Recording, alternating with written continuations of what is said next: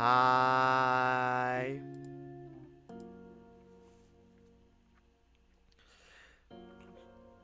How y'all doing? It's getting colder by the day, and that's surprising considering I live in California. I'm wearing my TD right now and my thermal socks. I am ready to suffer. Thank you so much for asking. I always have to keep turning the heater off because it's gonna make a lot of noise, and I can't have that on these streams. I kind of feel like, have you guys ever watched Dinosaur, that weird like puppet sitcom about a family of dinosaurs? Like okay, yeah, I kind of feel like the very last episode where like I guess the dad some some like some like nat some like things happen. Crops are being wilted out. They could not. Rain won't come. They're losing food. And the dad in his company thought it was a good idea to drop bombs into volcanoes to get the clouds so they can get more crops. But all that did was just cause a nuclear winter. And in short, everyone basically just dies at the end. Yeah, that's how I feel right now. But anyway, we're continuing this. Oh wait, fuck, I forgot to capture it. Let's see. Arches. There you go. Perfect. The music's the music is so amazing, and Thamix really did a good job on it. But yeah, honestly, I'm surprised that. Wait, I'm surprised that you know dinosaurs because that's like a mostly like American sitcom, aren't? Oh well. Or did you just watch those top 10 like saddest endings in shows and that came up? But nothing bad will happen to them. You know damn well. You know damn well.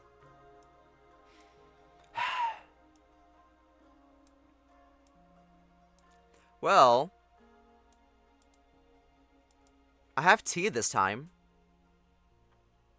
The whole world imports American culture. I mean, sometimes you don't get certain things, so I had to explain them to you. The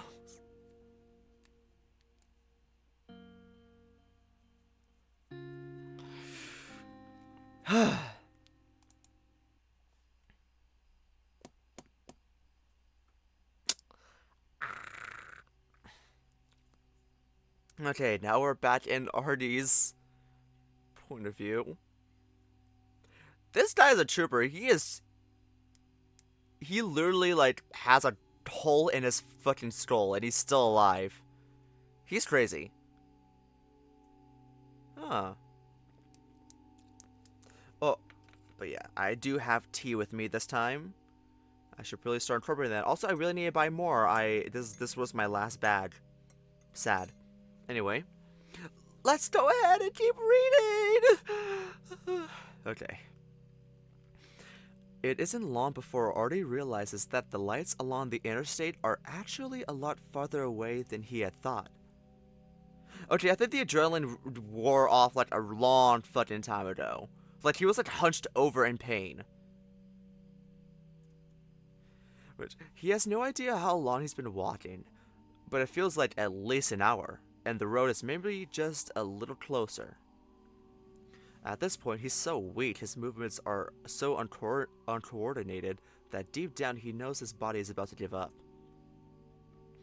Every dizzy spell, every wave of anxiety, it terrifies the cat that he might have another seizure, and if he does, he knows he won't be getting back up. Artie, please. Cam? Artie looks around hopefully.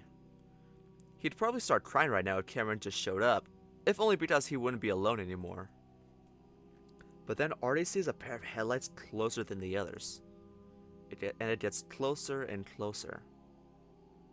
Artie knows that the lights are coming right toward him, and he doesn't bother getting off the road, feeling like this must be a light at the end of the tunnel situation.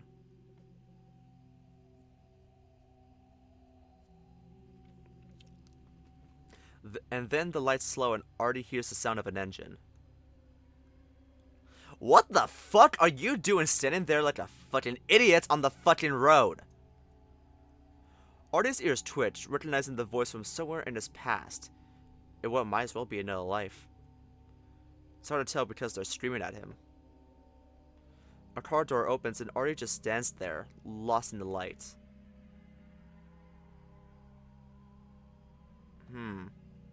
I told you guys to fuck off.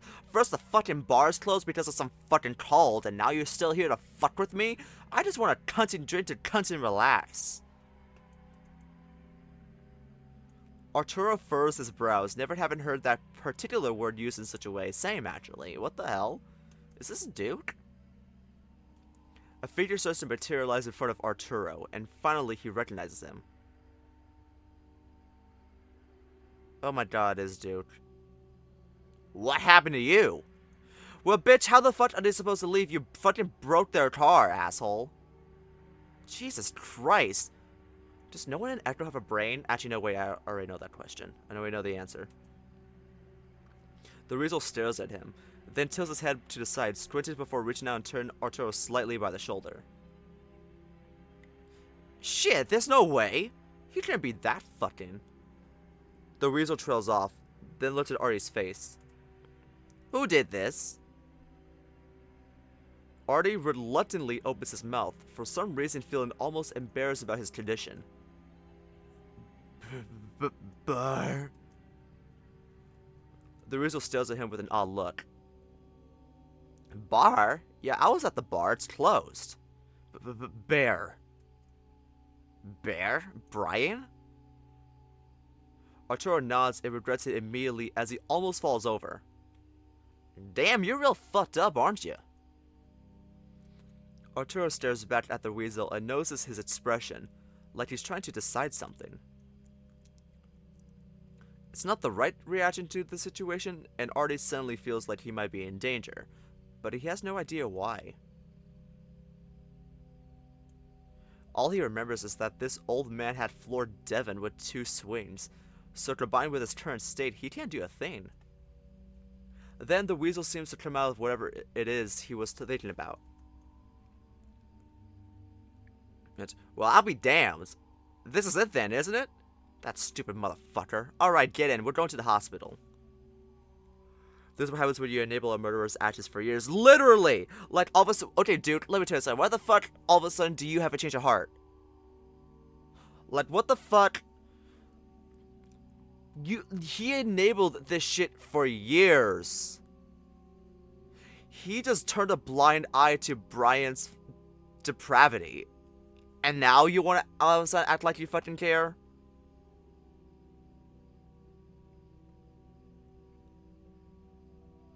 But also makes me curious, what route does this take place in? Now, I could be easier and say that maybe this takes place like after TJ's route, considering that's the one route where we get the ending with Devon and Cameron. But other than that, I can't think of anything else. Arturo stumbles forward, and once the Weasel realizes he's having trouble moving at all, he helps Arturo inside. As he does, the Weasel sets in a breath, grimacing. Jesus Christ, this is really making me not want to do what I'm gonna have to do after this. But you know, everything's gotta end eventually. Everything's eventual. Spiritbox reference. But also, wait a minute, is there gonna be a Deus Ex Duke situation? He's gonna come save the day? Is he gonna be the one to clearly... Is he gonna be the one to kill Brian? Just gotta see. It's clearly not Leo's route or Jenna's bad ending. Literally, no. Yeah, no. It's either TJ's ending or Flynn's. It's either TJ's or Flynn's. Anyone else? I don't think so. It's certainly not Carl's. Huh. Oh, fuck! Guys, it's so cold in here, I can see my breath right now.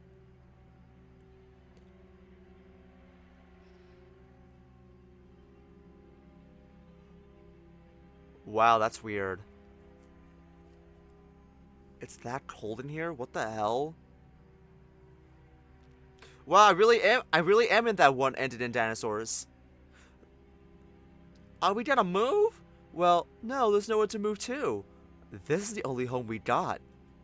But what's gonna happen to us? Literally, everyone makes the fucking most depressing face that you have ever seen in a children's show. Hold on, let me get this tea in. Ooh, that's good. That's a good one. Sounds like someone needs turtles. I really do. Okay.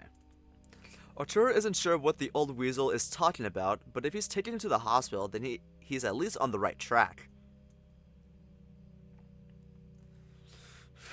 Free and friends.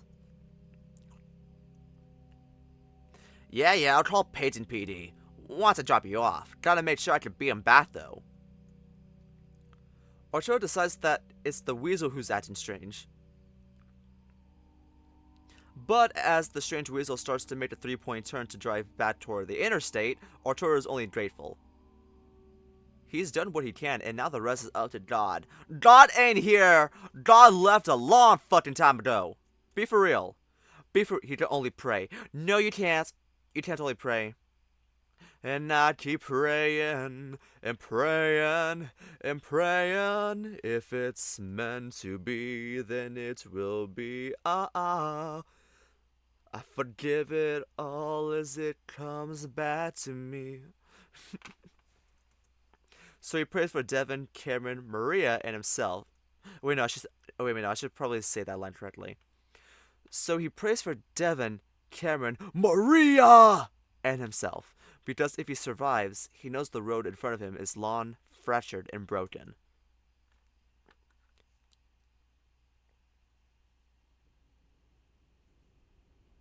Oh no. Oh, Brian's going to kill them. Devin feels his body bouncing and shaking on a hard metallic surface, occasionally leaning from side to side, feeling like he's lying down in a car taking sharp turns. The bear opens his eyes, groaning. Dev? Cam? Is Cameron driving? The Coyote has his own sedan that he drives, but usually if they're out together, it's in Devin's Jeep. So Cameron's the passenger princess. Great, good to know. At first he thinks maybe he's given the wheel to the Coyote so that he himself could get some rest. But they came in a Jeep and Cameron can't drive standard, right? Come on, stop assuming things. Lately, Cameron seems to bristle whenever he does. Lately, as in ever since they got to Echo. Devin, I'm here. How are you doing? Cameron's concerned, gentle voice is clearly masking something strained and desperate underneath. Cameron, what's it? What's wrong? I told you he's all drugged up. But he can barely talk. Cam? Exactly. I already told you I roofied him. It's like blacking out. Anyway, it's wearing off. He's just tired. Is that blood? Why is he bleeding? Did to himself. Imagine what a mess we have if he wasn't drugged, right? Never trust a bear to stay put when you chain him down. When you chain him up. Devin, can you hear me? Are you okay? Yeah, yes. Damn. Then he's drifting back to sleep again. More sounds of driving on a rough road, gravel grinding under wheels and hitting the undercarriage.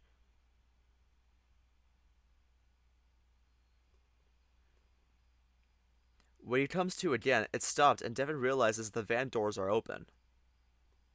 Looks like the did wear off just in time. Can I go to him? Please? Devin sees that one of Cameron's ears is twisted in the older bear's grasp, the Coyote's head tilted to the side, wincing as he tries to get a better look at Devin. The younger bear becomes very still, seeing his best friend being held by the worst person he's ever met. One of his soft, sensitive ears that Devin had played with countless times in the past is now twisted tightly onto itself. In Brian's other paw, he holds a shotgun. Oh no.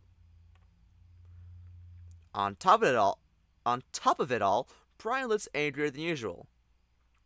In fact, he's looking at Cameron with an expression of utter contempt, all while Cameron isn't paying attention to him, looking intently at Devin instead. Of course! Fucking typical! I'm glad I saved this! He suddenly grabs the coyote by the shoulders and turns Cameron around to face away from Devin. Even so, there's no confusion as to what happens to Cameron next. Brian turns slightly away from Cameron, then spins and sends the back of his fist across the coyote's muzzle.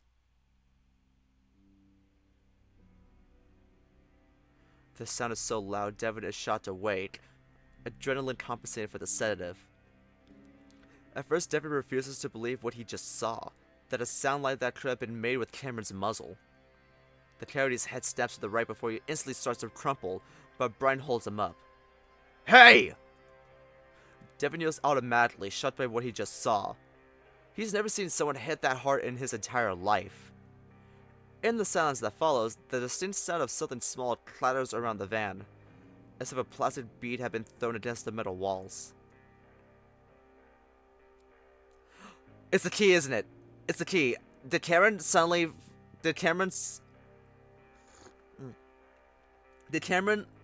like, found a way to just sneak throwing the key to him?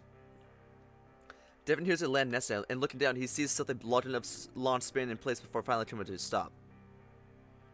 It's thin, white, and it starts wide, but tapers to a sharp point.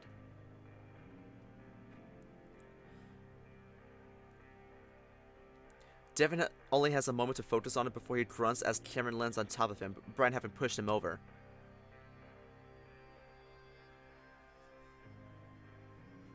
Let's hide this. I want to see the full CG.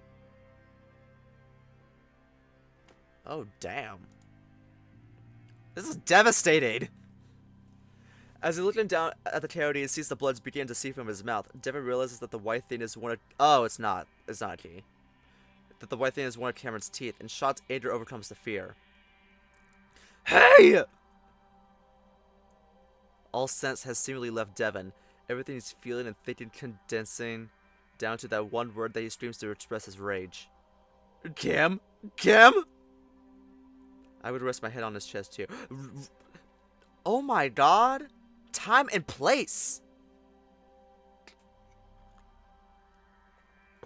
Panic is making him breathe fast, though he tries to keep his chest from heaving to avoid bouncing Cameron's head.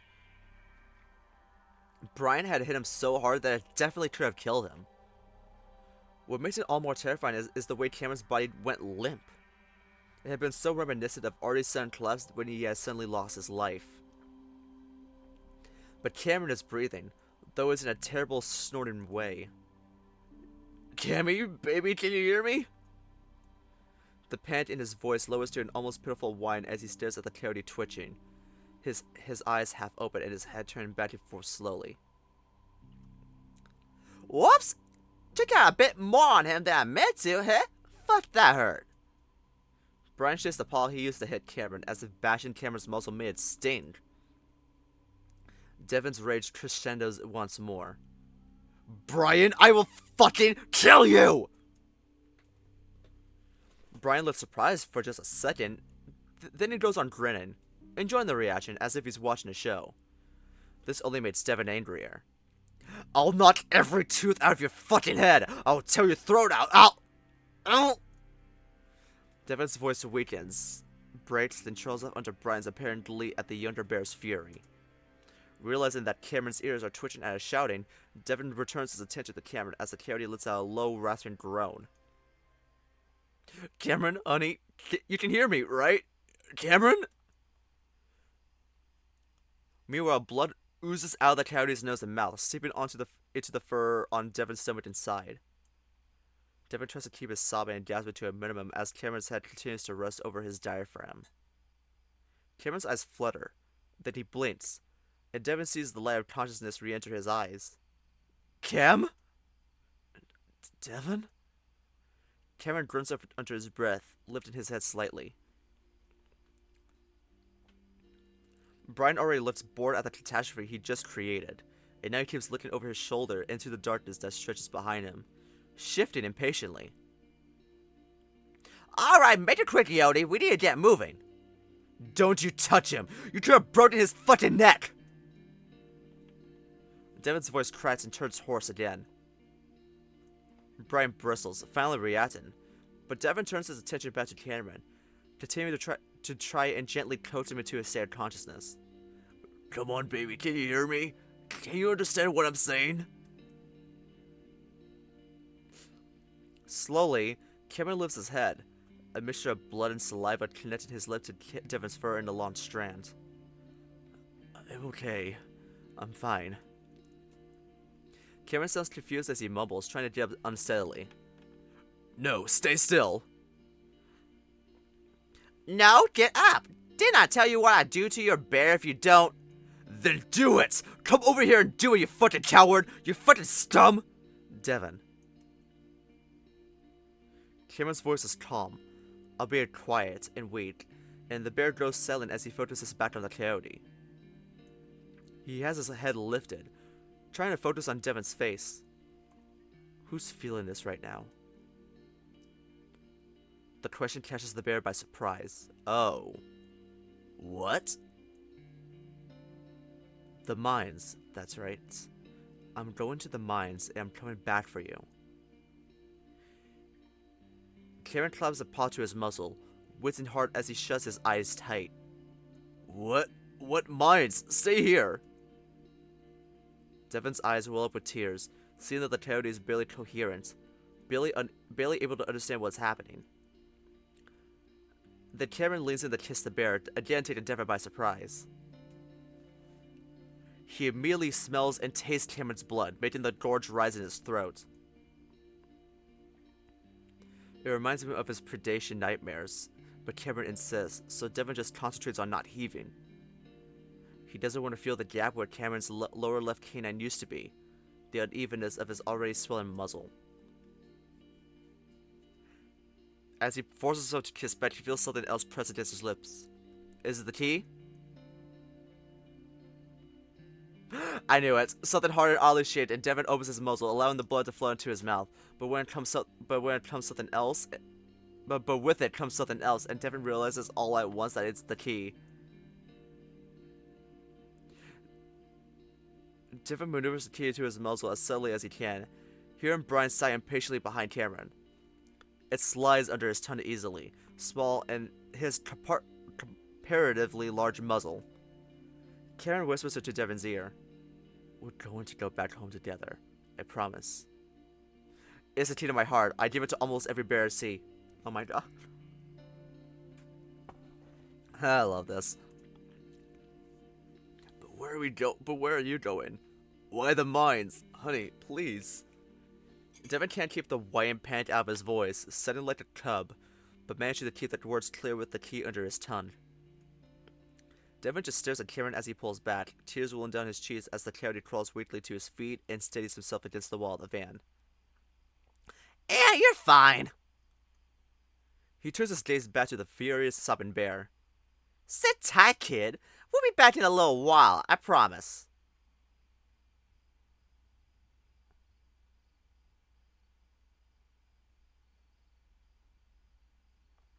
Being knocked out, regained consciousness, stumbling his way through the dark, all while on an untold amount of shrooms is harrowing.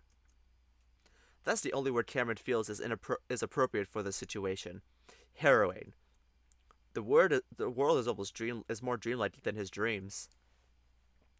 This combination of disoriented factors leaves Cameron fumbling through a series of events immediately after he had reached the old bear. Brian grabbed his paw, and suddenly they were moving swiftly through the desert before Cameron is pulled into a place that's cold and dark, lit up dimly by an old electric lantern, its handle hanging from the barrel of Brian's shotgun. And Cameron thought his perception of time was fucked on weed, now it's twisted over on itself. He's exhausted, having not eaten a proper meal in well over a day, and his throat is so dry he thinks he might be willing to drink Brian's drugged water. Each time Brian goes around a bend first or his bulk obscures it, the lantern's light disappears and leaves Cameron in darkness. Each time that happens, brilliant red arcs crowd his vision.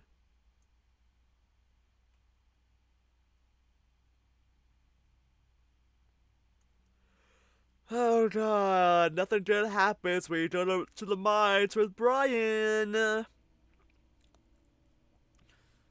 Who's in darkness? I am. I'm in the darkness. Everything is in darkness. No, just me.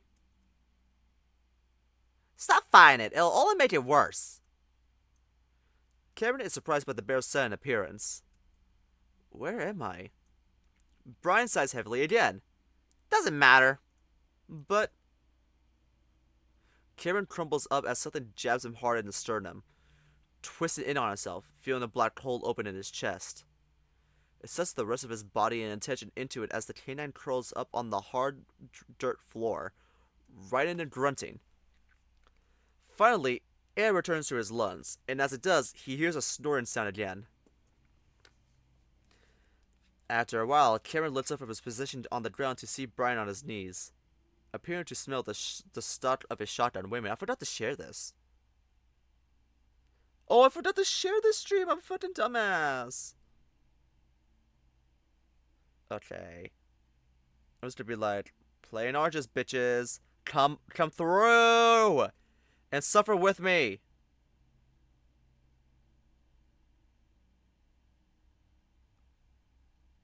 Because if we know if anyone played Echo, y'all know what happens when you're in the when you go to the mines with Brian.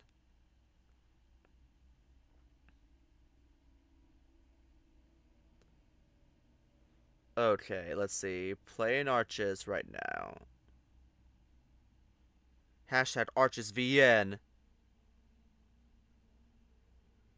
Oh my god. Well then, let's continue.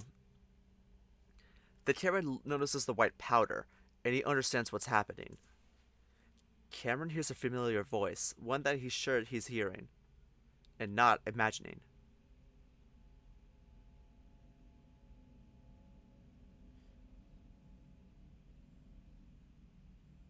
Don't snort it. You're trying to coat your nasal cavity, not your fucking lungs. That's how my friends did it. Then your friends are fucking idiots. Brian looks up from his disappearing line of bath salts. Who are you talking to? Cameron quietly tries to hush Dylan, but Brian already heard them. On top of that, Brian doesn't seem angry or upset, but his continuous stare demands an answer. His name's Dylan. He's my ex. Sorry, we don't get along well. You getting some third man syndrome? Whenever I get real fucked up on too many drugs for too long, a person always shows up. I end up having a conversation with them and everything. Brian readjusts the way he's holding his lantern gun and grabs Cameron's arm with the other. I hear it happens to people in survival situations too. Anyway, I'm always too delirious to remember who the third man is. Yeah. Cameron can't understand how Dylan isn't real, but this nightmare bear apparently is. Is he being tricked? Alright, here's the deal. I'll stop hitting you as long as you're smiling, got it? Huh? Brian clenches his fist meaningfully. Cameron winces, then quickly stretches his mouth into a large smile, even though it hurts to the point that tears well up in his eyes. Oh, sorry, I didn't realize what you were talking about for a second. I remember now. Sure you do, pathetic fatted. Brian continues to inspect Cameron as the coyote remains quiet, keeping a smile plastered on his face. This experience is too much. All of this is too much. He just wants it to stop, and he'll do whatever this bear, the source of his torment, wants if it prevents him from being hurt again. Guess I did bust your chops pretty good, huh? Cameron flinches as the bear grabs his badly aching muzzle in one giant paw. Wait, please don't. Ah! Cameron twitches hard but tries his best to hold still. Yep, broke your tooth too. Swelling up a bit, but you're cured with your face all messed up like that. Too bad it's gonna look real ugly by tomorrow morning. Not that it'll matter. It's just hard to look at you now with that stupid scar. Brian lets go and grabs his shoulders instead, at the same time glancing at Cameron's shirt. You from Bridgetown? Tipper City? Or did you just pick that up at the Goodwill? But I always say, when you're shopping at the Goodwill, never pick up clothes that have anything to do with the place. Fuck, just a few years back, I took a Western sweatshirt from the Salvation Army and... Cameron follows along silently. Meanwhile, that third presence have shifted into something else. Something a bit more familiar. Brian's getting chatty again from the second dose he took. Anyway, I hear that city's overrun with Antifa and all that. Aren't you a liberal hellscape if there ever was one? His mother, following behind them, is holding his paw. Looking back, he can't see her clearly, but he knows it's her. It's okay. A lot of the time it's outside groups coming into the city making trouble. He even sounds like her, defending the city they both grew up in despite its problems, despite its streets becoming a stage for the country's culture wars to physically play out.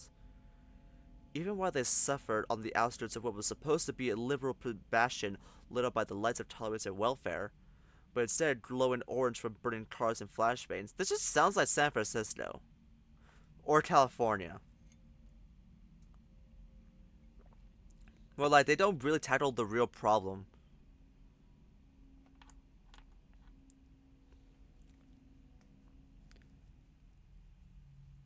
Damn. This is getting too real. And yet they defended it because they both believed in its core principles. Wow, this is getting too real. Now, though. Cameron looks behind himself while also looking back. He's taller than she is, and he's reminded of just how small she was. How small she seemed to him now if she survived. He would have saved her too. If she could have held on just a little longer. But how much longer? 4, 5 years? Could she have held on that long? No, not with her habits and the amount she was using. And though Cameron doesn't want to admit it, it was her death that spurred him to make the first serious change in his life. His mom wasn't a good mom. All things considered, she shouldn't have ever had children. But how can he judge? She was still a teenager, excited and in love, living out of a 70s Chevy van, but all of that came to an end when he was born in December 1995. The next year, his abusive, probably schizophrenic father left and committed suicide sometime in the mid-2000s. But, for a few months in 95, his parents truly wanted to make a good life for him, and that feeling of love from that moment in time overwhelms Cameron. They wanted him to be happy, successful, and they truly thought he'd be the one to break the family cycle of dropping out and being broke. He's from December, let's go, Capricorn King! And even though they wanted that for him, they especially want him to be happy, to have a family life and a childhood that both his parents were only able to see other kids enjoy. They tried. But it's the most typical love story for people like them. Because eventually, like in all those other stories, things break and then things settle. He'd done the exact same before Devon. She should have taken more precautions. She let him alone in the trailer often, her medications and recreational drugs freely available for him to experiment with while she was at work. He became an addict just like her, and he had come to understand that the baggage that comes with that label, that's not just about a craving or desire for something. Everyone has those feelings. No, it's about who you are as a person, a liar, a thief, a cheater. Someone willing to do anything to get whatever it is their addiction demands. Anything to feel good. Whether it's patiently checking all the coin dispensers in a casino once you spent your life savings, or pathetically combing through the carpet for whatever drug it is that you're starting to come down from. The only thing that saved him from that life and death was his mother's insistence that he keep his grades up. Of course, Devin saved him too, but he would have never met the bear without good grades and a decent ACT score. And despite her losing touch with life in his senior year, that habit of academic discipline she jolted to him stuck. That's what got him a partial scholarship to the University of Pueblo. And that's what got him out of the trailer parks surrounding Bridgetown and into this state's flagship university. A few schools in his own state had better offers, but Pueblo was the most prestigious of the schools he got accepted into. A top 100 school with the best ranked nursing and engineering programs in the region. And at the time, Cameron wanted to be far away from Bridgetown, even if that meant the deserts. And then he met Devin. She wasn't a good mom, but she was a great person, a wonderful person, and she did the best she could with what she had at the time. She brought him into a chaotic, unstable life, a life that she saved multiple times, and while he occasionally wished his mother would have just let him die, now Cameron is only thankful. Ooh, that fucking hurts.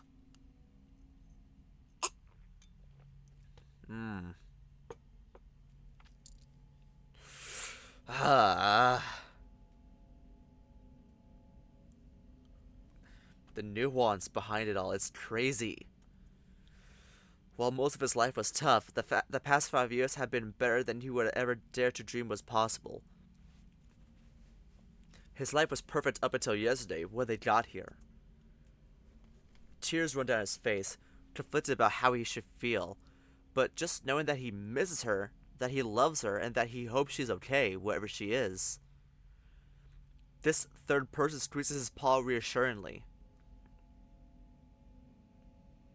Cameron squeezes back, and he's comforted by the feeling that for this moment, he's still not from Brian and the town, and it's just him and his mom walking through these mines. She tells him she's proud of him for graduating high school and college, and she's happy he found Devin. Would she really be proud of him if she knew what he studied? If she was still around? I would have majored in business administration or something. What did you major in? Smile. A gentle voice from behind him, barely audible, and carried on the soft breeze that grows weaker the deeper they go into these tunnels. Music theory. And what the hell are you supposed to do with that? Teach? The automatic answer, the one he had prepared for all of his skeptical friends who were going to STEM-related fields. You're a teacher? No, but that was my plan. Some plan? I mean, I didn't go into any debt, and I had financial freedom after I graduated.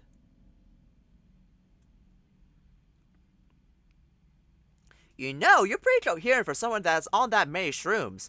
Most people would lose their minds. Oh, I am. I definitely am. I don't know, I have more control than I did the first time I tried it. In fact, Cameron feels like he's losing his mind right now, laughing even though it makes every part of his body ache. Zen's is like magic when you're panicking. Anyway, what is it that you do for a living? Did it all pay off? Judging by that tone in Brian's voice, he already knows the answer to that.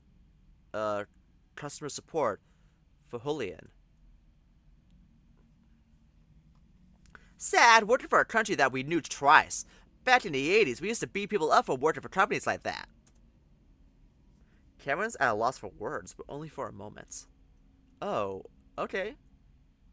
HOWLY'S, the current market leader in smartphone manufacturing, is Taiwanese, and the coyote assumes that the bear is thinking of a certain other country in the same region.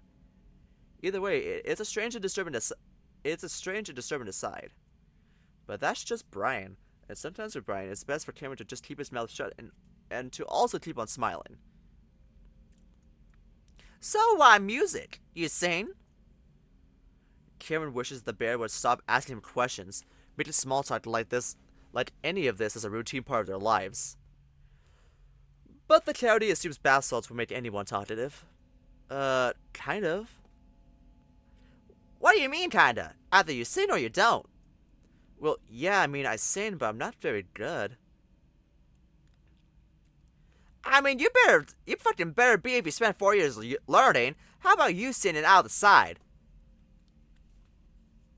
It's getting hard to keep up the cheerful charade as Cameron senses the cruel, malicious arousal rising up inside of Brian again. The second dose is making him do more than just talk too much. Sure, just gotta think of one to sing. Anything you want to hear? I know a lot of 90s grunge and alternative rock. Hey, you're a walking talking stereotype, aren't you? You write your own music? I definitely tried. A subtle twitch of annoyance ripples through the air. God. You know, one thing that really pisses me off is when someone's acting like an overly humble little bitch. Either you do or you don't. Either you're good at it or you're not. Either you offer something different or you fucking don't. So which the fuck is it? I do. I can. Just give me a second. The corners of Cameron's muzzle turn out slightly, his composure almost crumbling. He's doing the best he can under the current circumstances, but he needs help. Tevin, where are you? Brian's attitude shifts from one extreme to the next, making Cameron feel a sort of emotional whiplash, but as long as it keeps him from getting hit, or more importantly, killed, then he's fine with it. Tentatively, Cameron starts to sing, choosing the song that got him the most attention. You can kiss 100 boys in bars, shoot another shot, try to stop the feeling. You could say it's just the way you are, make a new excuse, another stupid reason. Good luck, babe, or good luck, babe. You have to stop the world just to stop the feeling. OMG free concert, hey Ben! Perfect timing! Although I think that's a bit too high for right now since my voice is still warming up. Oh, good luck, babe. Oh wait, what should I do the let's see. What other song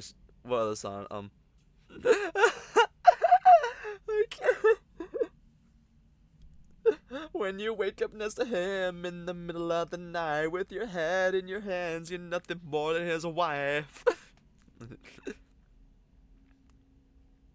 Oh my god.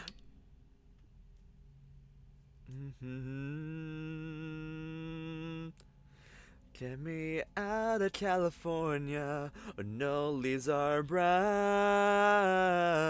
I miss the seasons in Missouri, my dying town. Don't keep it cool in California. Thought I'd make you proud. To think I almost had it going, but I let you down. Sensible cleanness. When you walk away, you don't hear me say, please, oh baby, don't go. Simple and clean is the way that you're making me feel tonight. It's hard to let it go. Xeno seem to prepare mentally for the urges torture. I'm just keeping people distracted so we don't have to endure more of this. Because this is actually torture. Okay, what is he singing? The one that was played in moderate rotation at Mountain West colleges along with a few in the Northwest. Yeah, but let's just get back into it before I go too far into this and do a whole concert. The song about his ex, Dylan, about their mutual love and hate for each other, about the abuse they used to hurl at each other, physical and mental, and finally about their breakup. His voice is rough and cracked, and while some of it is because he isn't warmed up, it's mostly due to having his throat crushed. Dehydration and screaming doesn't help either. Oh, so casual. Knee deep in the passenger seat and you're eating me out. Is it casual now? 2 weeks and your mom invites me to her house in Long Beach. Is it casual now? I know what you tell your friends. It's casual. If it's casual now, said baby, let me off again. If it's casual. But aside from jolting each time Brian pulls him in a different direction, Cameron finds the melody a rhythm. As he does, he becomes a bit more bold, singing louder until his voice tears through the tunnels. It feels very strange with his swollen muzzle and missing tooth. Brian still says nothing, and Cameron realizes he's listening intently. While this makes the coyote nervous, he knows it's better than the bear being angry, and mainly, he just needs to keep singing. Devin is in the mines with them, and he needs directions. What? Oh, he's singing loudly to make sure that if Devin is following them, he's going to follow the voice. I just imagine like Cameron in like his state. Fucked me in the bathroom when we went to dinner. Your parents at the table. You wonder why I'm bitter. Brought into your friends. I did off when you hit it. Cameron just wishes to feel like he's leading Devin to his own demise. Oh, God.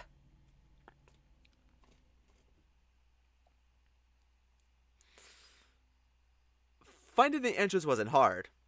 While the main entrance had been blotted with rebar before being filled and sealed with concrete, he knew about the side entrance for the supernatural forms he researched before coming here. That and Cameron's blow a swirl here and there, and the scent of it spurred Devin on. Also the taste of it, considering he has that in his mouth right now. Of course, it led right to that entrance.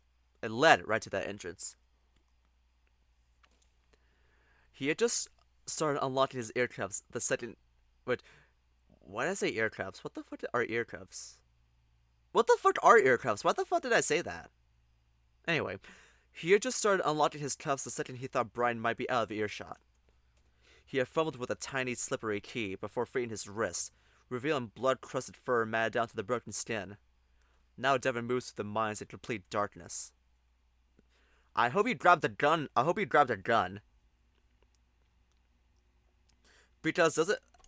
Sure, Brian has like a little handgun in the glove compartment, right? It's almost suffocating, almost panic-inducing, but the scent of Cameron mixing with the foul odor of Brian pushes the younger bear deeper into the tunnels. The air feels tense, as if the mine itself is intent on seeing what happens next.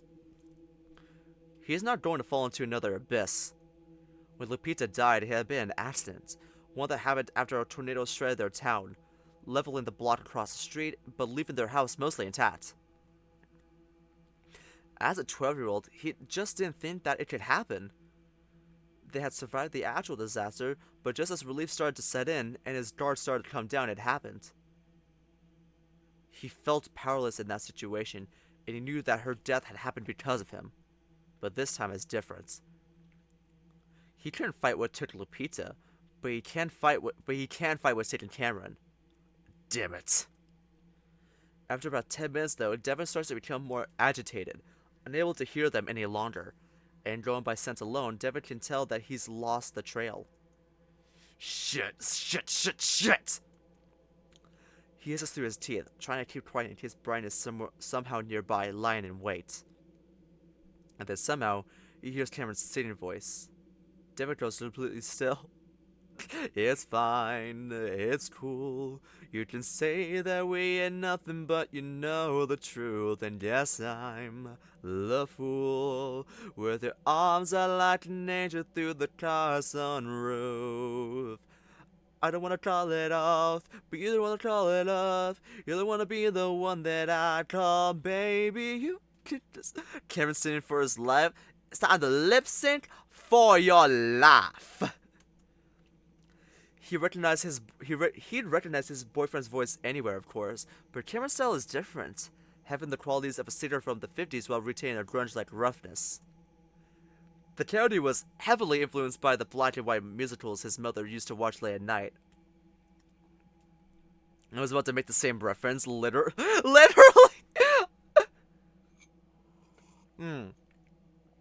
Or Cameron just be like, tougher girl, put the bass in your walk, head to toe, let your whole body talk.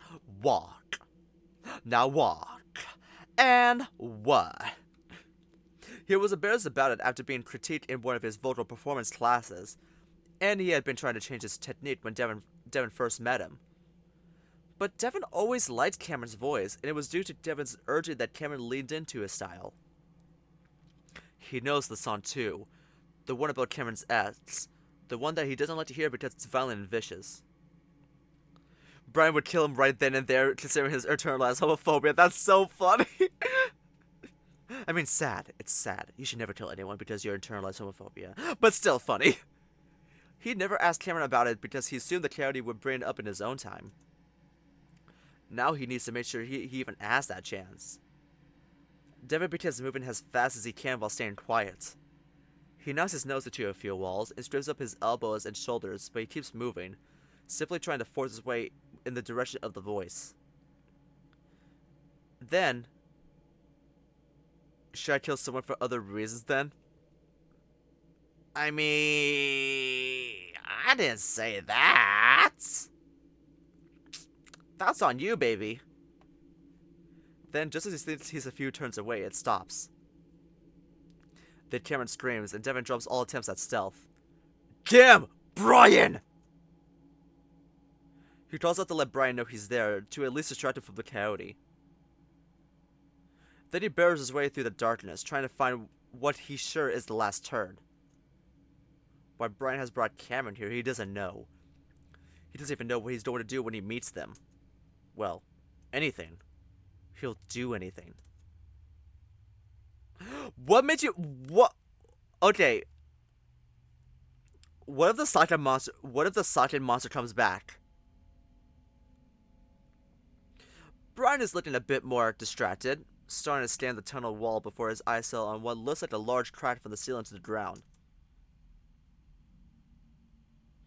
Cameron turns up his speed a notch, knowing that this is their destination, the end of the road. The old bear glances at him, looking annoyed. This, for whatever reason, is what brings Brian out of his stimulant-induced hyperfocus. Brian finally realizes what's happening. It's only now that the old bear remembers Cameron's plan to take the key. What? Even Cameron forgot. But now, a huge paw flies to his pocket. Digging inside and realizes it's too late before he whirls on Cameron. Oh, you little faggot! Cameron turns and runs, trying to take advantage of Brian letting him go for those couple of seconds. Something pounds into Cameron's lower back, just to the right, and it feels like a cannonball being smashed through his body. Cameron is launched forward against a tunnel wall directly in front of him, and he tries to hold on to it, sliding down slightly as he stares straight up into the darkness. Arches! It's so dark that Cameron can't tell if the ceiling is a few feet above him or it's simply endless space full of glowing arches that stretch on forever. His eyes stay wide, his breath leaking out of his muzzle in a slow, high-pitched rasp, not wanting to believe the pain he feels spreading through his insides is real. Then he's on the ground, writhing and groaning uncontrollably while electric pain spiderwebs through his body. The blows Brian had delivered before are nothing compared to this. Cameron thrashes around in the dirt, desperate to try to find a way out of the hell. He's in hell. Who's in hell? He has to be. What are these red arches, and why are flames spreading from his guts up into his lungs? Damn, you probably only pissed blood after that one. Brian's mock concerned voice snaps Cameron back to the situation he's in, and in the very back of his head he realizes his trip is beginning its descent. The pain is still present though, and it's not letting up. How can he feel pain if he's nothing? He's finally breathing again, but each exhale is accompanied by a whining wheeze, involuntary tears rolling down his face. Brian leans over him, and the coyote cringes. How slow is this right now? Oh no, still good. It's still good. No, stop! Please! Brian pauses and just grabs Cameron by the arm and yanks him up. Cameron lets out a hoarse, breathless scream as his aching body is forced to move again. It echoes around them before cutting off as the huge arm tightens around Cameron's throat. Cam! Brian! Devin's voice is very close, maybe only a tunnel or two away. Brian mumbles quietly next to Cameron's ear. Shut the fuck up right now, or I obliterate your other kidney, got it? Cameron feels the threat hovering over the left side of his back this time, and he quickly shuts his muzzle, even though groans still force their way up, unmuffled behind his lips. This seems to at least satisfy Brian, and he drops the chokehold before shoving Cameron forward. At first, Cameron is surprised that the bear didn't just hit him again anyway, but Brian's distracted again. Devin's too close, and a few terrible plans go through the older bear's head that causes Cameron's already aching abdomen to lurch with nausea and fear. Brian considers waiting and ambushing Dev, but he quickly discards the idea as he realizes Cameron might try to warn Devin by making noise right as he reaches them. That's exactly what Cameron would do, even if it means being beaten to death by Brian. Deciding again that nothing matters anymore, he pushes Cameron forward through the narrow opening, the passage becoming more tight until Brian has to turn sideways and struggle through, and then it opens up. It's the fucking corpse pit, isn't it? Oh no, it's the corpse pit. Cameron smells it. Yep, it's the fucking body pit that Brian has accumulated. Oh god, I didn't want to relive this scene again. Sorry, when it was an echo, that was a lot, but like, oh no. Oh no, oh no. Cameron smells death. He instinctively backs up right into Brian. No. No, no, no, no, no, please don't do this! I can't. He can't finish his sentence. Brian's victims felt pain that still seems unimaginable to the coyote. Knowing Devin is close behind them, Cameron makes one last effort to turn and dodge around Brian. But the bear is far too large, and he easily grabs up the coyote and throws him further into the hollow. Cameron comes up immediately, trying to suppress his whines and whimpers. Brian, just wait a second. Think about it. I didn't help you. Why did you bring me here in the first place? Brian gives Cameron a dispassionate look, but he does pause, and that gives Cameron some hope and some time. Let me talk to them. Let me see if I can reason with them. We both know that all of this is over. Cameron senses a slight shift in Brian's intentions as the bear begins to seriously consider Cameron's reasoning. I know you need my help. I can feel them. They want you, Brian, and they're waiting for you. I know what it can be like, walking in circles for most of your life, making the same stupid mistakes and knowing what you need to do to get better and just never doing it. Oh yeah? But I finally did, and my life was almost perfect. Until I met you. So let's do it. Let's end this never right now. Walking in circles. Echo reference! Brian takes a deep breath and holds it. The entire mine, the entire town, seems to hold its breath with him. And Cameron starts to understand how deeply entwined this bear is with this place. This entity that seems to be pulling all the strings. Cameron can feel the monolithic entity shift and turn, as if it too senses an inevitable end. Brian is close to taking the coyote's offer. But it isn't meant to be, and Cameron of course knows that. A scuffling from the entrance announces Devin's arrival. God. Guess he's finally here, huh? Glad I brought my 10 gauge. Always want to make sure you got good firepower when bears are involved, eh? Cameron watches in horror as the old bear opens up the shotgun before inserting the shell. Cameron's mind is blanked as he automatically lunges at the huge bear, grabbing at the shotgun barrel as Brian snarls in rage. Everything's falling apart. You're spiraling.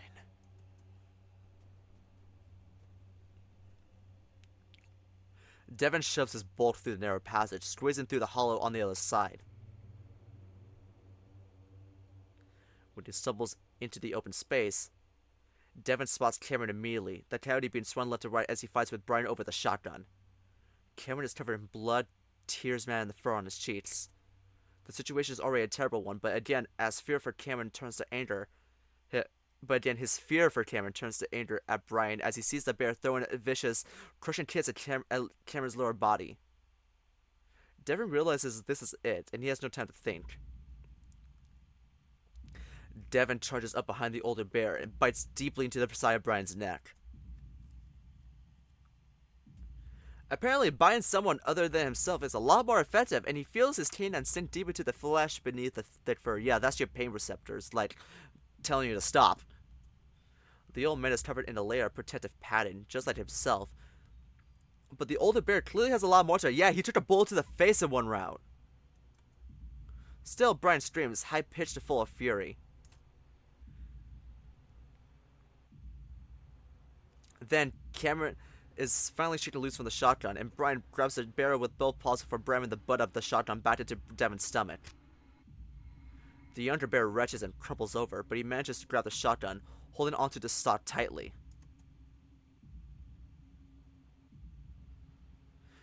Brian, clearly aware of how bad the situation could become for him, lets go of the shotgun so he can throw an elbow into Devon's face, bashing the left side of his muzzle and face. This stuns him and gives the bigger bear time to turn around and throw a knee up into Devon's hunched form, an inch above the navel, almost the exact spot he hit earlier. Devon feels as if his guts are flattened to his spine before liquefying. The force actually lifted him off the ground for a half second.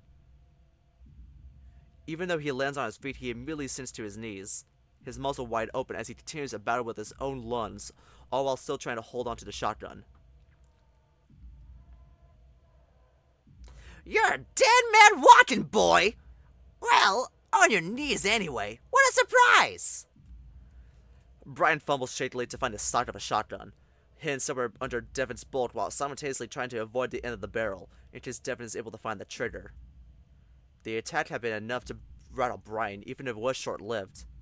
Devon curses himself trying to move, knowing he probably can't win, but he needs to do something. Maybe hurt Brian so bad that Cameron can at least get away. Get up. But he can't breathe, so there's not much he can do to defend himself, let alone stand up. So Devon keeps his hold on the shotgun even as Brian starts trying to yank it from his weakened grasp, and he's starting to succeed. Kim, run! Cameron rasps, not even sure where Cameron is right now, assuming he might still be on the ground after being kicked so many times. He got kicked in the balls, didn't he? Brian squeals. Yep, he did. Looking up from his double-up position, Devon sees Brian in front of him, bent over as well, the grizzled bear grabbing between his legs. As Brian sinks lower, Cameron appears, lowering a foot. The coyote smiles with relief and joy at seeing Devon and seeing that he's got the shotgun. Cameron seems so sure that they've won that he doesn't see Brian's quick recovery. The old bear forcing himself up, murderous vengeance in his eyes as he runs at Cameron with another animalistic scream. Devon can only watch as the huge bear charges at Cameron. No! The much smaller coyote can only yelp in panic before Brian smashes into him and crushes him against the wall. Devon hears a crunching sound just as he gets his first tiny sip of air. Just as he hears Cameron's own air resound a howl-like moan. And then, even more viciously than Devon had attacked Brian, the old bear begins to maul Cameron.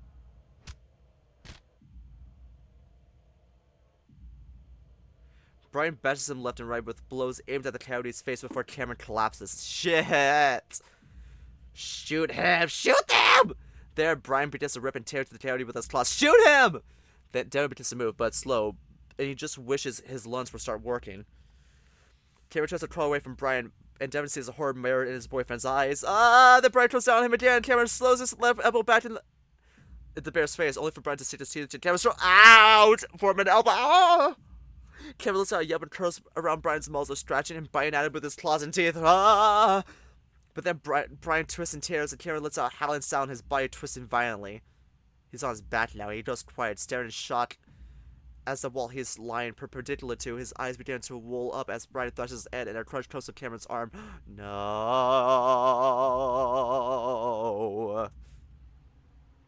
The coyote can't make any sounds now. His breath seemingly knocked out of him by the pain. Devin has never heard Cameron make those feral pain sounds, not like this. The shotgun opened up at some point during the struggle, and Devin drops the awkward weapon, too intent on saving Cameron to figure it out right now. And to see him in so much agony that he can't breathe, can't even vocalize it anymore, it gives Devin the final push he needs. He charges into Brian and the force knocks the old bear off the coyote. Devin has never seriously mauled someone in his entire life, but it's something that comes naturally to him, and Brian, and while... But it's something that comes naturally to him and Brian, and while he had play mauled people in the past, including Cameron, this is the first time he brings his claws, teeth, and muscles to full use. And then Kutsu appeared and saved anyone. And who to appear other than Kutsu, baby! Oh god, I'm not having a good time. They're getting hurt. The tea is cold. Straddling the older bear, Devin roars at Brian before lunging down. First, he bites Brian's neck again, but from the front this time, while his paws rip and tear through the bigger bear's hide. Brian seems to concentrate for a second before burying his fist up into Devin's stomach with a deep, muffled thud.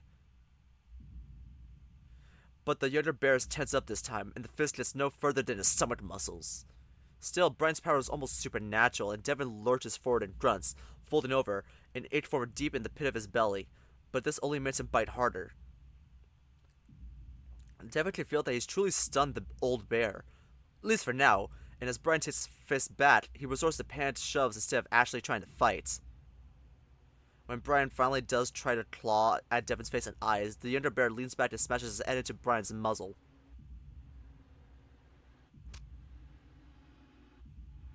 The sound it makes indicates a broken snout, and Brian lets out another high-pitched whine before screaming and trying to lunge up to bite Devin's neck. Devin leans back, just avoiding the teeth, before smashing his head a second time to Brian's face. Yes! Then, as Brian lays dazed, Devin lays into his snout 3 times, full force, trying to pound every bit of agony to Brian that the old bear had given all of them. That would be impossible, though. Still, Devin feels a savage satisfaction as he sees at least 2 of the old bear's yellow teeth roll out of his muzzle. Brian howls and rolls violently, finally dislodging the slightly smaller bear. Devin heaves for breath, watching as Brian comes up several feet away, crouching also heaving for breath. You fucking... you! Brian can barely form words, but not just because he's out of breath. His bitter hatred is evident, so mad that only frothy spit flies from his lip as he sputters. But then Brian's eyes flick to the right, and Devin remembers all at once that he left the gun there, having been focused on helping Cameron. Oh fuck. Oh fuck. Oh fuck. Oh fuck. Oh fuck. Oh fuck. Oh fuck. Oh fuck. Oh fuck. Oh fuck. Okay. The old bear moves lying fast once again, and he shoots off to the right. And Devin realizes Cameron is there too. Cameron, look out! Cameron, lying in agony after Brian's vicious attack, knows something is deeply wrong with his body. The crushing against the wall, the chamber had done it. The true pain, though, emanates from his left arm, and Cameron knows that it's mangled, broken, and useless. But he can still use his legs, and Cameron forces himself to get up and start moving for the shotgun, hearing the snarls and growls that the bear is behind him. He does his best to stay quiet, but stifled grunts and small screams force their way out of his throat. As soon as he touches the shotgun, though, he hears Devin shout, "Cameron, look!" And again, the nightmare that is Brian is tearing at his body, pinning him to the wall, and Cameron screams in terror as the huge bear starts trying to bite his neck. The panicked coyote is only just able to get his unbroken arm up. It's maybe only 3 seconds before Devin is there, but it feels like an eternity. Cameron considering how badly it might feel to die from having his throat ripped out. Cameron's right arm is torn up as well, but since Brian isn't shaking his head this time, his bones at least remain intact. Then Devin wrenches the bigger bear off of him. Kuzu, do your thing, literally! Cameron tries to get up to crawl, but it's useless. His body too beaten and broken to do anything other than drag himself away. God damn it, this is taking forever! Just shoot the damn guy! Then he hears Brian's high-pitched drilling again, and this time it's genuinely terrified. Cameron looks over and sees the old bear is now on his back with his arm in sort of a hold by Devin. Devin is lying on his back, Brian's arm pulled towards his chest. Devin stepped closer to the older bear's shoulder as his legs locked together at the ankles. Devin grunts and heaves with all his might, his huge powerful body arching towards the ceiling. Devin is intent on really hurting Brian this time, wanting to make sure he paid the old man back for Cameron's tooth and arm. Where is the soccer man when you need him? Literally! Flynn! Flynn, where are you? So with the tooth part avenged, Devin focuses on destroying the other bear's arm. Bear bones are especially hard to break. Devin has never had a broken bone in his life, but the younger bear knows a thing or two about applying force. His dad watched MMA all the time, and while he knows little about fighting, he knows why arm bars could be so devastating. But even as he leans back, bending the big bear's arm over his inner thigh, only a few cracks are heard, but it's nothing serious. Devin needs the arm to have less resistance and more distance from the fulcrum. Unlocking his legs, he takes just a second to slam his foot right into the old bear's jaw.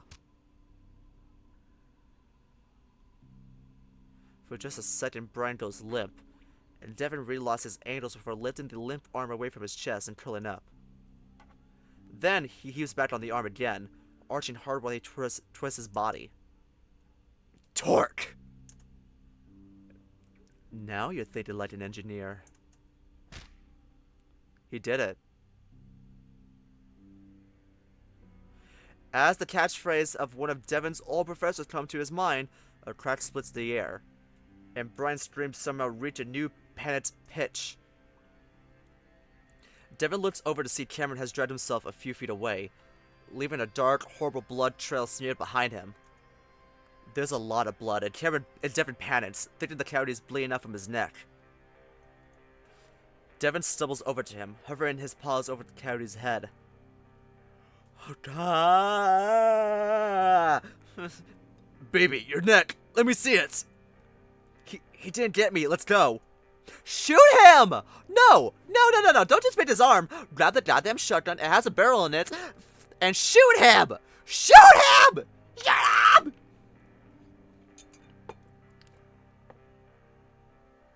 Cameron has no shape to run, so he groans as Devin lifts him into his arms, and the bear starts to stumble towards the exit. Devin looks around at the coyote in his arms, just now seeing how truly terrible Cameron's injuries are. And then he glances back, shocked to see Brian standing. How the old bear was able to get up without making noises beyond Devin. Ugh! The butt of the shotgun.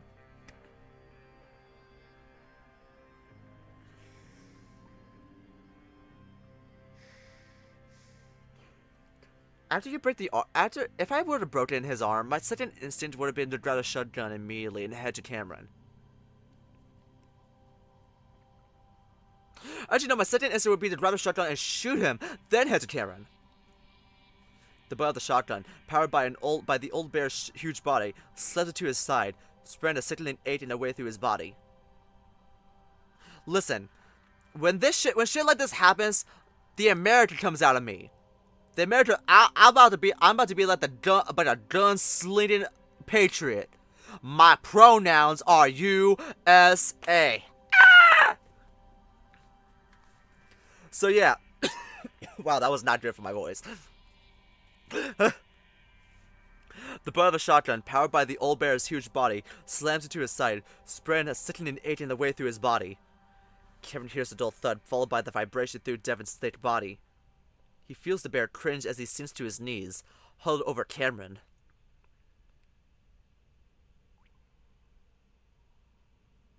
That's terrifying!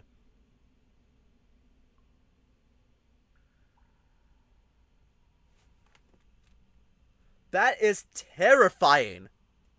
What the hell? The huge bear lifts up the shotgun he's managed to keep a hold of. He struggles to hold it up with only his left paw.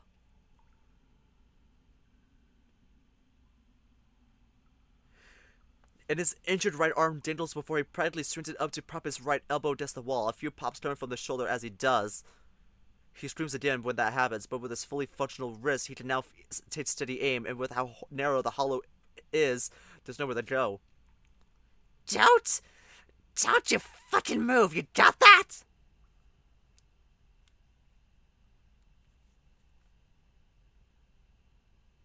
What the fuck did you link?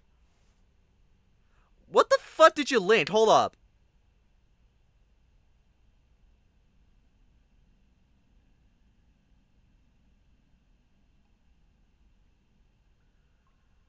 I want to copy text.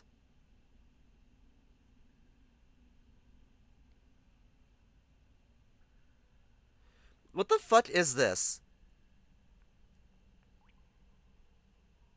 Oh my god, not you clipping this. What? What was it? My pronouns are USA. I'm surprised the microphone picked up that low thing. It was a bit quiet for me. But anyway, yes, that'll be a perfect clip. Okay, let's do. Don't you fucking move, you got that? This is over. I'm killing that Yodi in front of you, and then I'm ripping your fucking arm off, boy! Brian's expression is an odd mixture of excitement and disgust. Pity you ain't half as cute as the pup.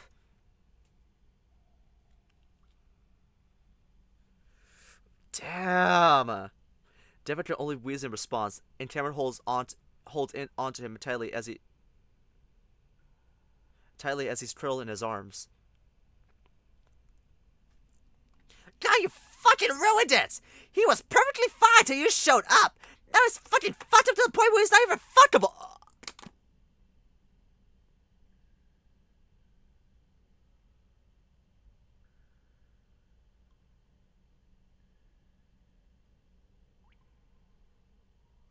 He was gonna.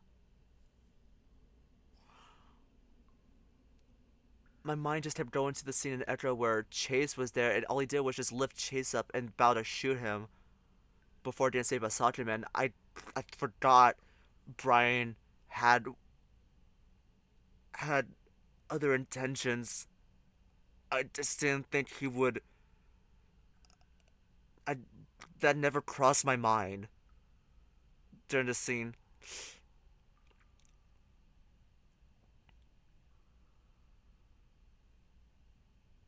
He was going to.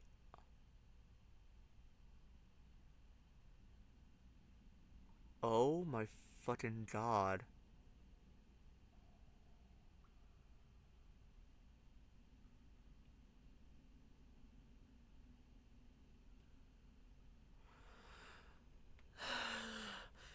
And Devin, this is why you should have grabbed the shotgun and shot Brian before going to Cameron.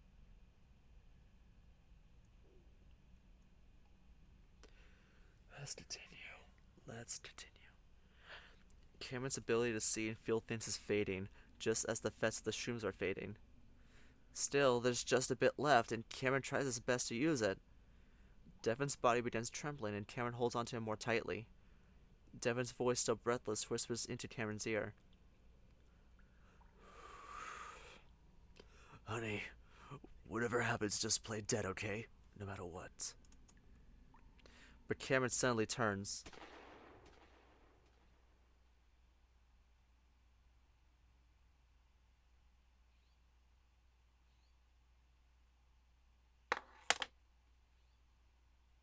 What?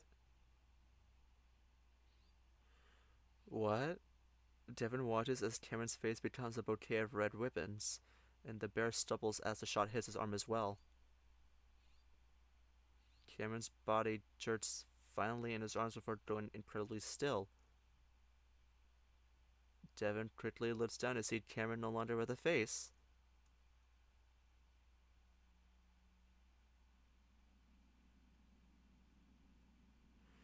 Everything that used to make to his face is splattered against the walls and it still pours from. Cameron is gone.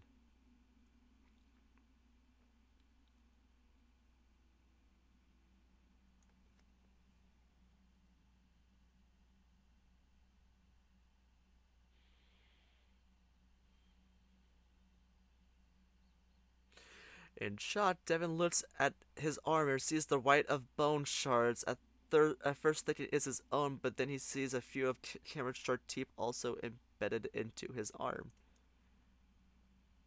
Devin leans over Cameron's body, an expression of untold anguish on his face as he starts to let a low treble groan that rises in pitch to a bearish howl.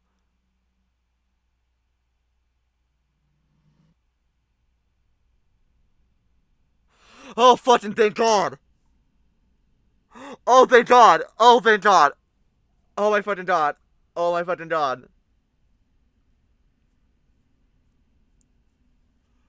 Oh, my God! Oh, my fucking God!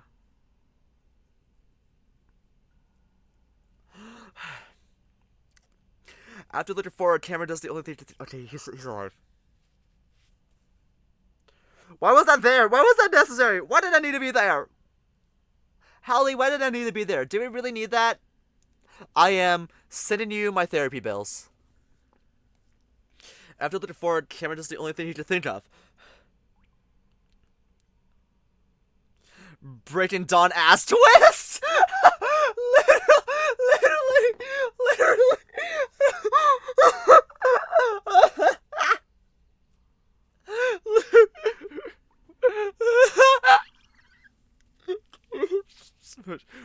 No! Cameron grabs the barrel and shoves up. The sound is so loud it instantly deafens Cameron, and though the radiance starts to subside, the hearing in his right ear doesn't come back. Cameron? Cameron! I'm fine. The kickback, Cameron looks to where Brian is. The kickback from the 10 gauge had hit him hard, straightly in the chest. Cameron can almost visualize the shot sent through the old, worn-out heart, already exhausted from the stimulant and the fright. The old bear, still on unsteady feet, stumbles back a bit more before hitting the wall and sliding down it to sit.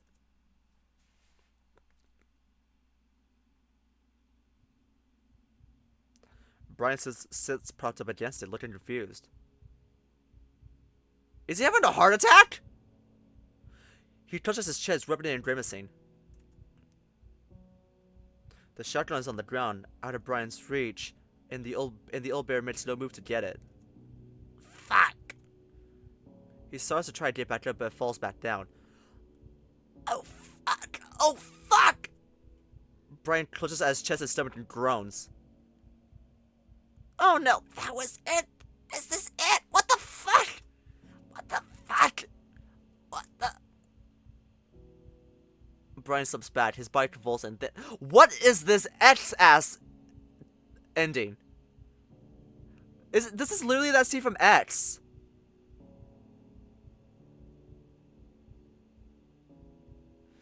Well, maybe not quite.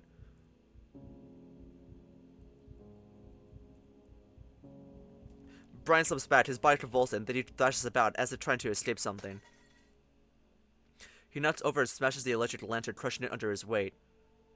For several more seconds, they both listen to Brian's groaning, rasping, and snoring before it's silent. It's quiet for a little while longer, Cameron and Devin not daring to move. Brian has seemed invincible for so long, Cameron can't get himself to believe that it might be over. Devin whispers to Cameron's ear. Kid is corpse? Literally! Cameron, how do you feel? Cameron gives Devin a look that's a mix of love and exasperation, even if Devin can't see it right now. They both know he's badly fucked up. I think something's ruptured. It feels all wrong. Cameron puts his right paw on his own torso, wincing. Don't move, okay? I'll get us out. I'll get us out in no time. Devin starts to tentatively make his way forward, and just as Cameron is realizing how long this might actually take, possibly too long if there is internal bleeding, his vision flickers.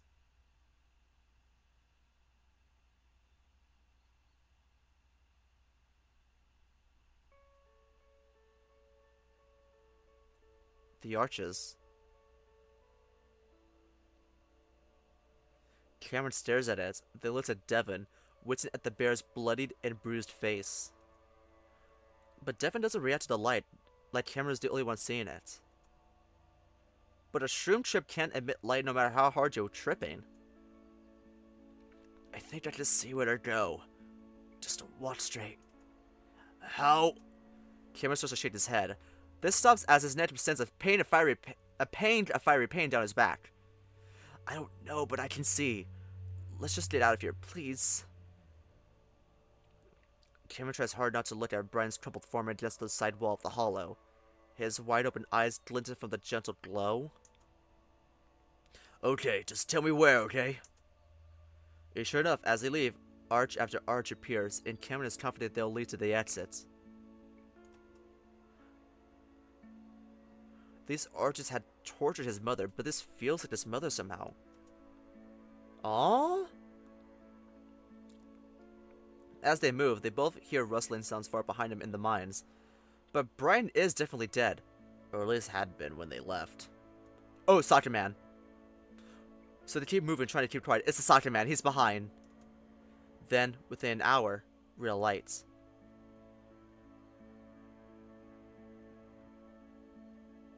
Daylight. Devon looks down at Cameron and winces just like Cameron did when he saw Devon's face.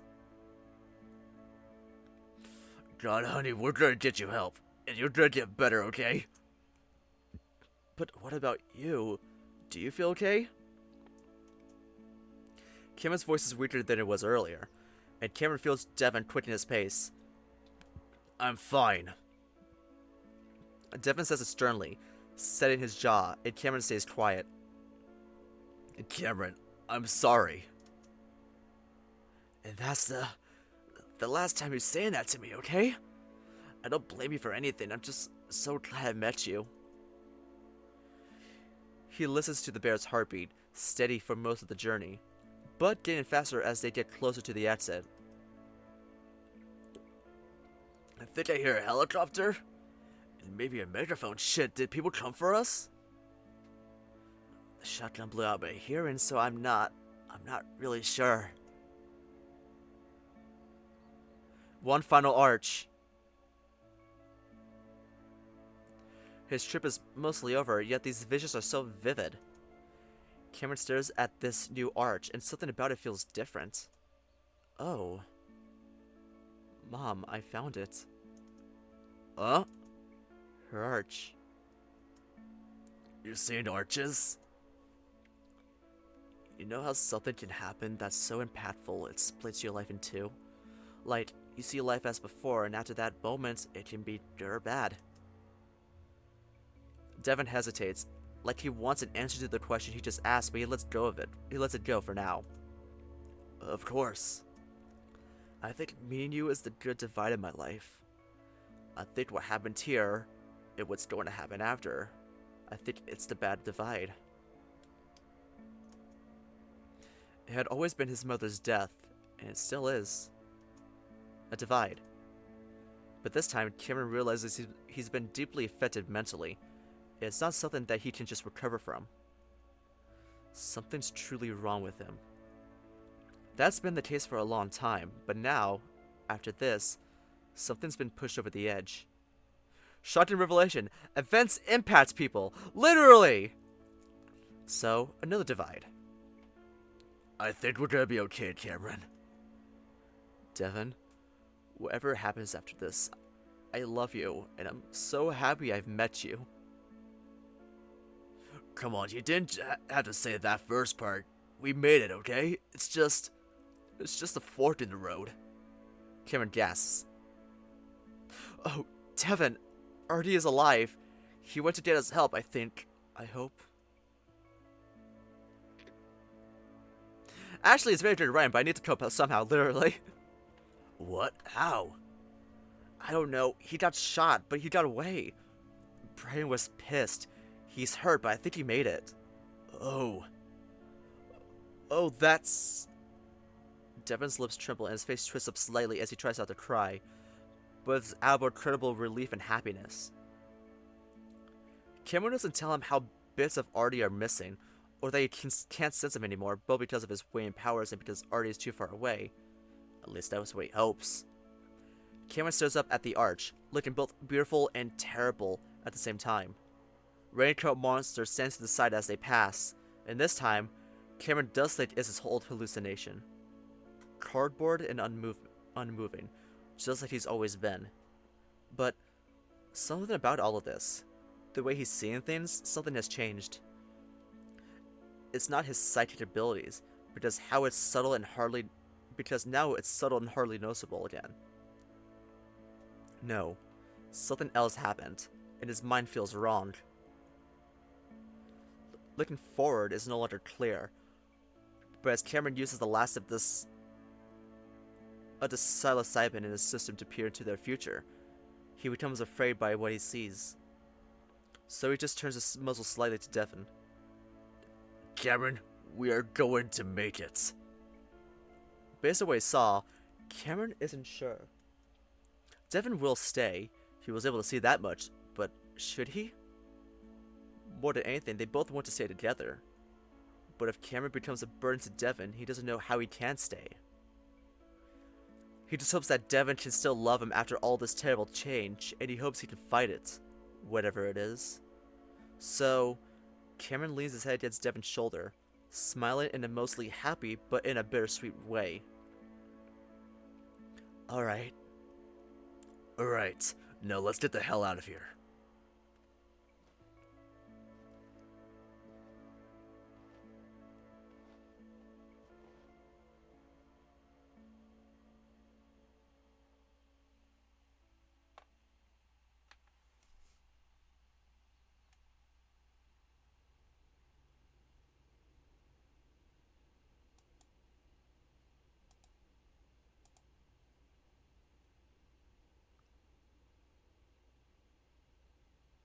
I don't know how long this game is. I don't know how long I have much left in this game.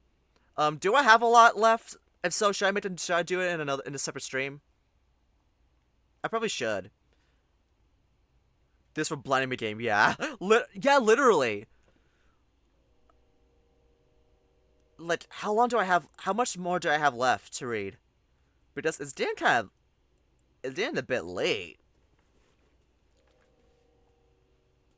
Like, it's getting a bit late. I should probably end this right now. You know what? I'm going to end it right here. Yeah, probably enough. Yeah, I'm going to end it right here, actually. Because I was trying to, like, get to at least a good part. And now that they're safe and away from Brian, now that Brian literally suffered from a fucking heart attack. That's so funny.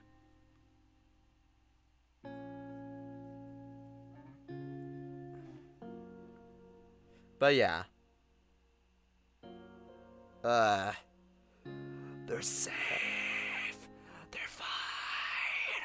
They're alright. Well, they better get their shots and everything because we don't know what type of diseases Brian has. God damn.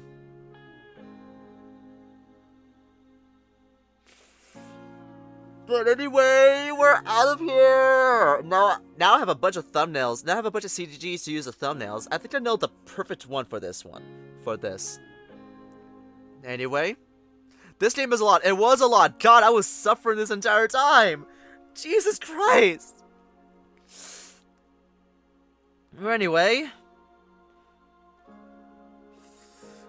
thank you all so much for watching! If you're watching the VOD, subscribe to my channel. If you want to watch real life streams, just follow me at Twitch on twitch.tv/XenoTheCatBoy. Also, if you follow me on Twitter and Blue Sky, or if you look at my community posts, I post my streaming schedule so you can see what times I do stream. But if you follow me on Twitter and Blue Sky, I literally I also post random things and stuff, and maybe opinions on certain things. I'm mostly a big Chaperone defender, as I should be. But yeah, thank you all so much for watching, and I'll see you all at the next stream. Bye!